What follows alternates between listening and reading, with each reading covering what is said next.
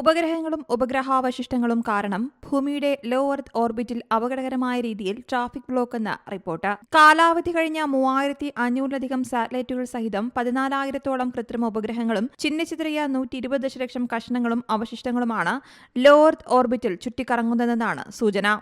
ഉപഗ്രഹങ്ങൾ ഭൂമിയുടെ ഉപരിതലത്തോട് ഏറ്റവും അടുത്ത് പരിക്രമണം ചെയ്യുന്ന ബഹിരാകാശ മേഖലയാണ് ലോ എർത്ത് ഓർബിറ്റ്. സുസ്ഥിരമായ ബഹിരാകാശ പരിവേഷണങ്ങൾക്ക് തടസ്സമായി മാറിക്കൊണ്ടിരിക്കുകയാണ് ഭൂമിയുടെ താഴ്ന്ന മേഖലയിലെ ഈ ട്രാഫിക്. 14,000-ലധികം കൃത്രിമ ഉപഗ്രഹങ്ങളും അനേക ലക്ഷം കഷണങ്ങളായുള്ള ബഹിരാകാശ അവശിഷ്ടങ്ങളും ഈ മേഖലയിലെ പ്രവർത്തനങ്ങളെ ആശങ്കയിലാക്കുന്നതായും സൂചനയുണ്ട്.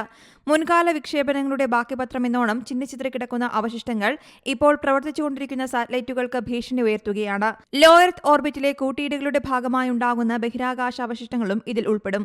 ലോ എർത്ത് ഓർബിറ്റിലെ കൂട്ടിയിടികൾ ഒഴിവാക്കാൻ സാറ്റലൈറ്റ് ഓപ്പറേറ്റർമാർക്കും ബഹിരാകാശ വിക്ഷേപണ കമ്പനികൾക്കുമിടയിൽ വിവരങ്ങൾ പങ്കിടുന്നത് അനിവാര്യമാണെന്നാണ് UN കമ്മിറ്റി വ്യക്തമാക്കുന്നത്.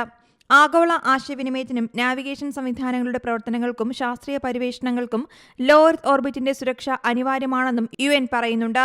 എന്നിരുന്നാലും എല്ലാ സാറ്റലൈറ്റുകളെയും ബഹിരാകാശ അവശിഷ്ടങ്ങളെയും നിരീക്ഷിക്കുകയും നിയന്ത്രിക്കുകയും അത്ര എളുപ്പമല്ലെന്നും അവർ വ്യക്തമാക്കുന്നു.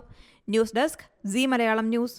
ഏറ്റവും പുതിയ വാർത്തകളും വിശേഷങ്ങളും വിരൽത്തുമ്പിലറിയാൻ സീ മലയാളം ന്യൂസ് എല്ലാ ഡിജിറ്റൽ പ്ലാറ്റ്ഫോമുകളിലും ലഭ്യം.